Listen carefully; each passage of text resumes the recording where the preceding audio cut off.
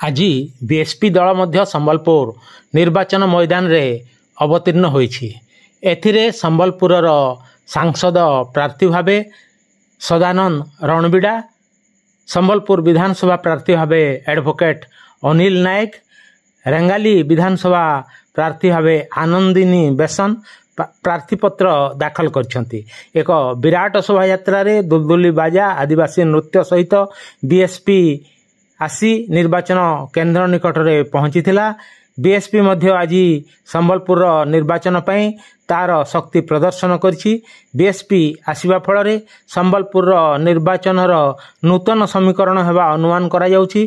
सदानंद रणबिड़ा जिलापाल कार्यालय रे एवं अन्य 2 जन विधायक प्रार्थी एडवोकेट अनिल नायक एवं आनंदिनी बेसन उपजिलापाल कार्यालय रे प्रार्थीपत्र दाखल करिसंती। आपण माने देखंतु यार किछि दृश्य। Sambalpur Virendra Kumar Panigrahi report Janmukh news.